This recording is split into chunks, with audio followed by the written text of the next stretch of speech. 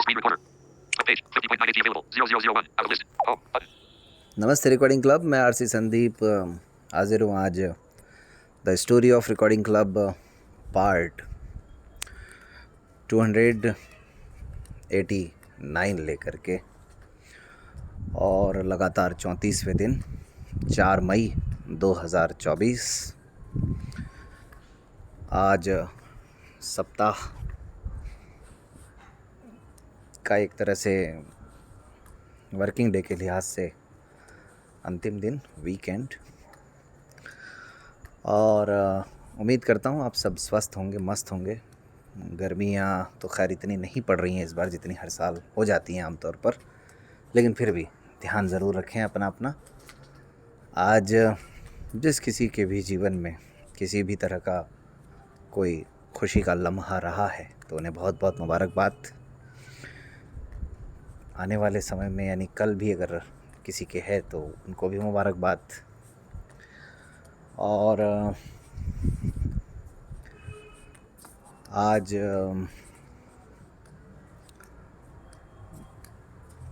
शुरुआत करते हैं रिकॉर्डिंग क्लब की जो भावना है उसके साथ कि पढ़े पढ़ाएं, कुछ सीखें और सिखलाएं।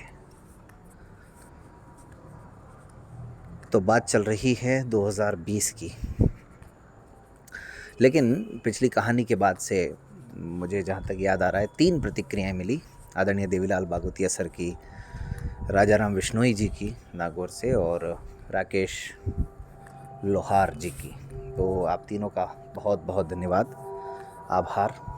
और पिछले 2 दिनों में तकरीबन 2 साथियों ने 1-1 महीने का के लिए रिकॉर्डिंग क्लब ऐप को लिया है। वर्तमान में रिकॉर्डिंग क्लब ऐप 99 रुपीज़ में दिया जा रहा है 1 महीने के लिए, और 1 साल के लिए 499 रुपये में दिया जा रहा है।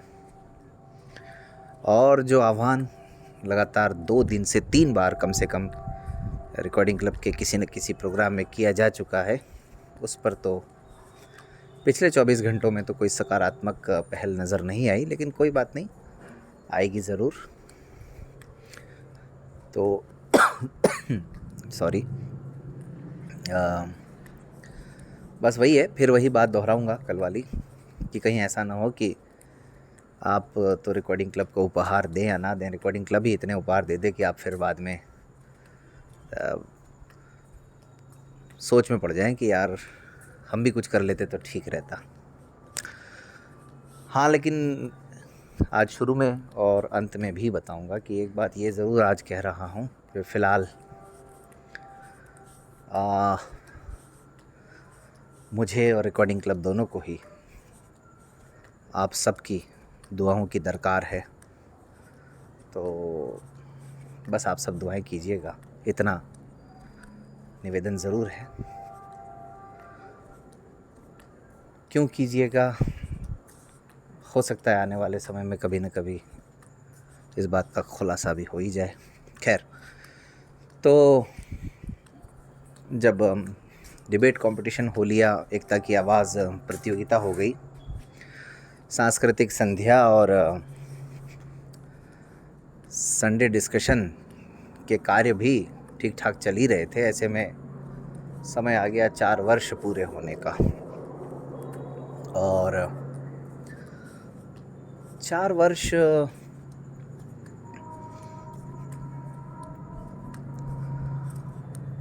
का समय ऐसे माहौल में आया, पूरे होने का जो समय था वो, कि जिस समय आप घर के एक कमरे से दूसरे कमरे में भी जाने के लिए सोच रहे हों, तो ऐसे में बाहर जाकर के कुछ करना तो अपने आप में वैसे ही बहुत कठिन था, और पूरी दुनिया में हाहाकार मचा हुआ था। उस पर भी तुर्रा ये कि मैं खुद रिकॉर्डिंग क्लब ऑफिस से लगभग 400 किलोमीटर दूर अपने गांव में बैठा हुआ था।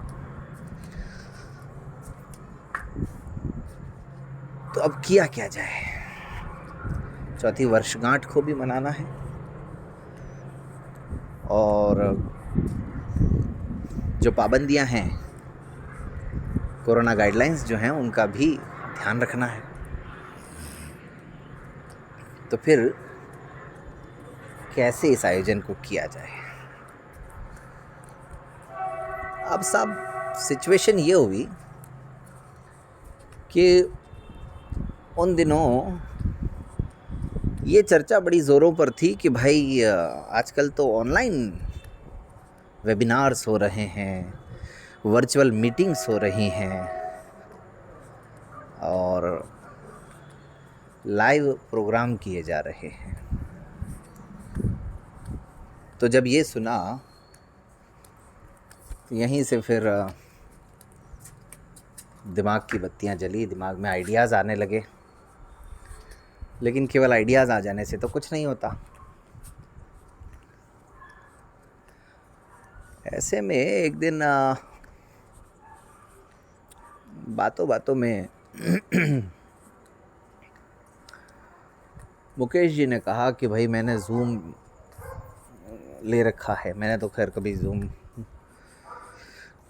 जब ये कोरोना काल नहीं आया था तब तक कभी सुना ही नहीं था ज़ूम होता क्या है। मेरी तरह शायद आप लोग भी होंगे, आपने भी नहीं सुना होगा, ये सब कोरोना काल में ही सुना हमने तो। लेकिन कहते हैं कि शायद 2010-11 से ही ज़ूम ऐप चल रहा है। तो उन्होंने कहा मैंने ज़ूम का सब्सक्रिप्शन ले रखा है और हम ज़ूम से वर्चुअल प्रोग्राम कर सकते हैं जिसमें लगभग 100 लोग एक साथ जुड़ सकते हैं। मैंने कहा चलो अच्छी बात है ये तो। लेकिन फिर उसमें एक दिक्कत थी।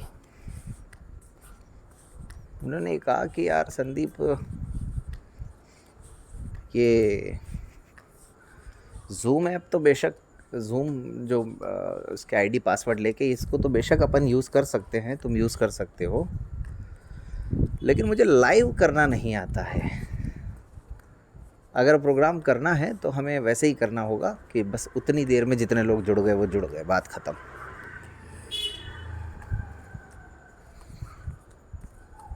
तो कंडीशन आ गई एक तरह से, मतलब जहाँ कंडीशन आ जाए वहाँ पे फिर गड़बड़ हो जाता है मामला।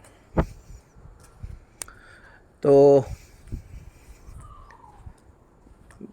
उस समय तो फिर मैं कुछ कहने की स्थिति में नहीं था, लेकिन फिर मैंने सोचा बहुत देर। फिर मैंने अगले दिन उनको फ़ोन किया। मैंने कहा यार इतना हमारा यूट्यूब चैनल है, लोग सुनते हैं, और ऐसा तो है नहीं कि केवल 100 ही लोग जुड़े हुए हैं अपने साथ में। तो प्रोग्राम तो भाई अगर होगा तो लाइव होगा, वरना नहीं होगा। तो उन्होंने कहा कैसे करोगे? और मैंने कहा ये मुझे नहीं पता जैन साहब, कैसे भी करेंगे, मगर करेंगे तो लाइव ही।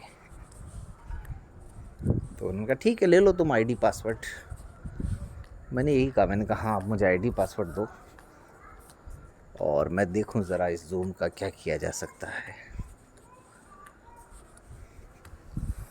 तो आईडी पासवर्ड ले करके कुछ दिन तो मैंने खुद ही उसको देखना शुरू किया, समझना शुरू किया। वही जो शुरू से आदत है मेरी, ऐसे ही रिकॉर्डिंग के काम की भी शुरुआत हुई थी। फिर यूट्यूब को कभी देखूं, कभी इसको देखूं। अच्छा, इस तरह से ना सेलिब्रेशन का कोई लाइव प्रोग्राम तब तक नहीं किया था हमने रिकॉर्डिंग क्लब यूट्यूब चैनल पर। वैसे लाइव कर दिया होगा, डायरेक्ट यूट्यूब लाइव या इस तरह से कर दिया होगा अकेले ने, है ना, या कोई रिकॉर्डिंग मतलब लाइव चला करके कर दिया होगा। लेकिन पूरा का पूरा एक प्रोग्राम, वो भी वीडियो फॉर्मेट में, वो नहीं किया था। ये पहला अवसर ही अगर मतलब होने जा रहा था, अगर ये प्रोग्राम होता तो उस समय, मतलब के हिसाब से बता रहा हूँ। तो ये मान करके चलिए मई के महीने में ही सारी कवायद हो रही है। एक तरफ सब गतिविधियां भी चलानी है समय पर, और ये सब खोजबीन भी करनी है। तो ऐसे में अभी दिमाग में ये भी नहीं है कि अच्छा लाइव करें भी तो करें क्या प्रोग्राम। चलो करना, चलो कर भी लिया, लाइव मिल भी जाए मान लो, तो फिर करें तो करें क्या। इधर सभी परेशान, कभी मुकेश जी पूछें, कभी विनोद जी पूछें, कभी और लोग पूछें। तो फिर करें तो करें क्या, बस यही आकर के सारा मामला अटक गया। और मेरे पास अच्छी ये बात थी कि मेरा अपना लैपटॉप था मेरे पास उस समय घर पर, और लैपटॉप था तो फिर क्या है कि यूट्यूब में भी लाइव की सुविधाएं थी, लेकिन अब एक साथ कई लोगों को जोड़ करके आप लाइव करें तो वो आपको पता नहीं है। दूसरे में ज़ूम, किस तरह से ज़ूम पर लाइव किया जाता है ये भी आप में से किसी को नहीं पता। तो फिर 2040 page 50.9 available 1038 out of list home button तो फिर दिमाग में विचार आया कि क्यों नहीं जो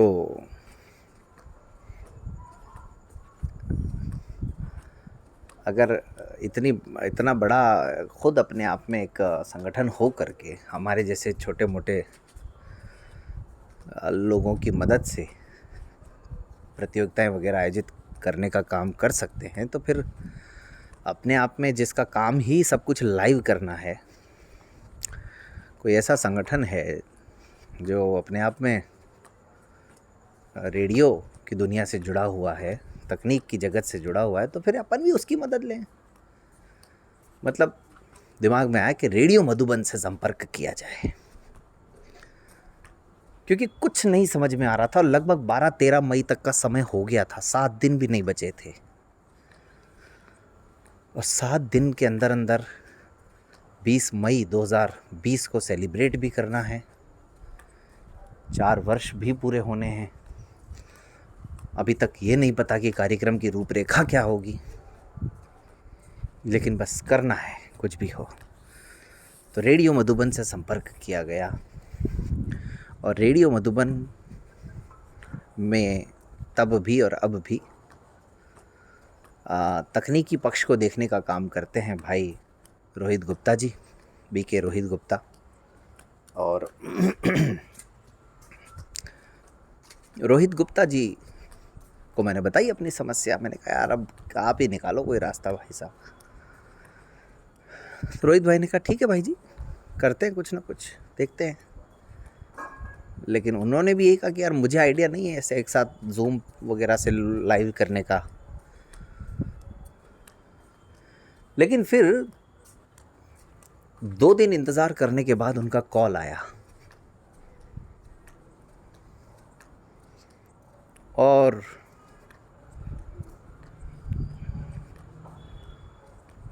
उस कॉल के दौरान जो कुछ उन्होंने बताया, जो कुछ कहा, उससे नई संभावनाएं निकलने लगी, और कहानी राजस्थान से होती हुई गुजरात तक पहुंच गई। गुजरात के भी बड़ौदा शहर, वडोदरा भी बोलते हैं जिसको।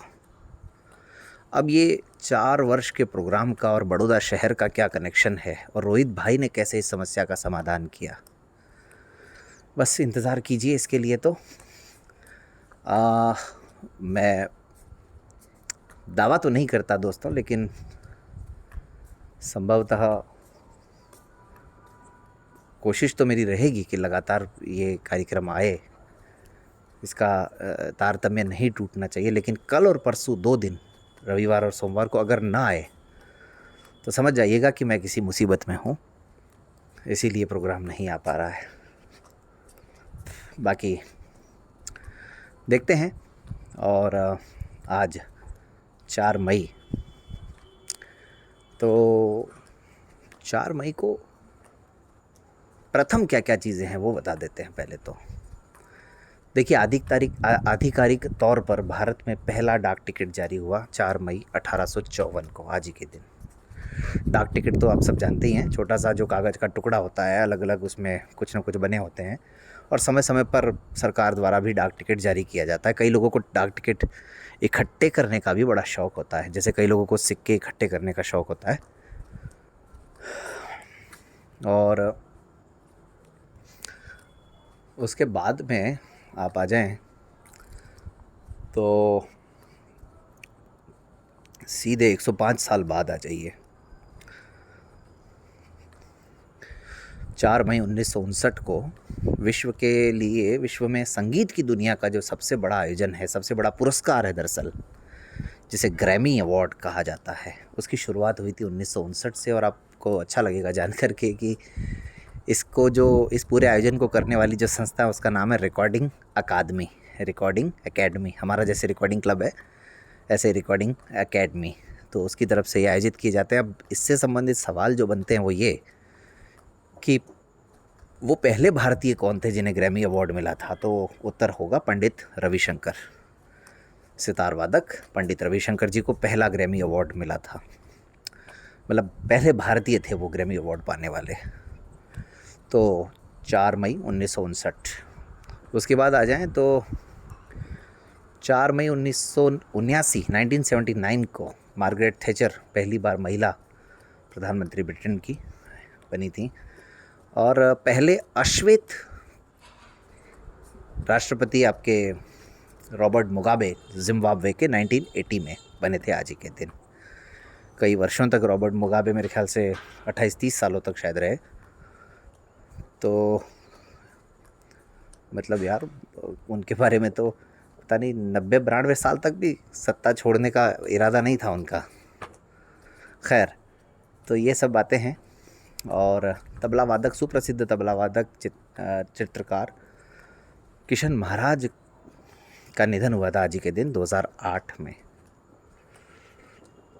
तो फ़िलहाल तो यही सब चीज़ें हैं जो कि याद आ रही हैं। बाकी फिर वही कि दुआएं कीजिएगा रिकॉर्डिंग क्लब के लिए भी और मेरे लिए भी, कि सब कुछ ठीक रहे, जो कुछ आने वाला समय है वो। और आप सब अपना ध्यान रखिएगा। मिलते हैं फिर अगली कहानी के साथ। धन्यवाद।